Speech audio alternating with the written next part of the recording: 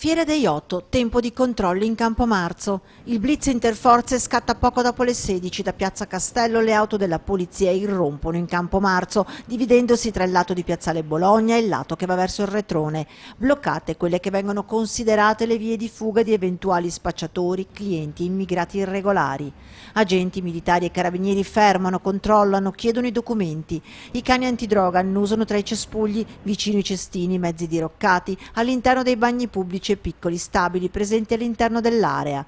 Il carro attrezzi porta via diverse biciclette in uso dei migranti.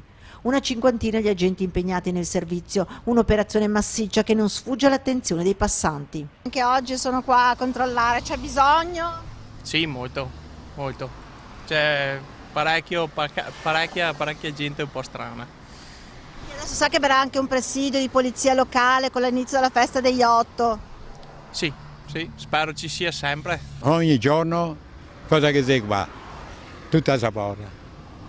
Però adesso stanno facendo i controlli. Sì, speriamo bene, sì, perché qua ormai è perso tutto quanto. L'arrivo delle forze dell'ordine scatena il fuggi-fuggi. Per terra rimangono i resti dei bivacchi, i cartoni dove dormire e prendere il fresco nelle ore più calde o alla notte. Delle ciabatte sono abbandonate probabilmente per scappare più velocemente, ma a ben guardare a terra tra l'erba c'è molto di più.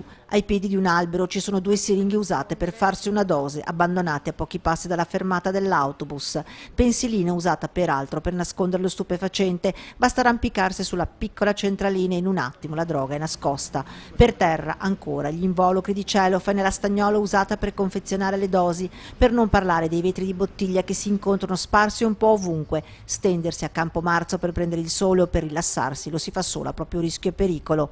Intanto gli attrazionisti continuano la loro opera di montaggio delle giostre tra il Brucomela e le altre attrazioni. Le auto della polizia rientrano col loro carico di sbandati.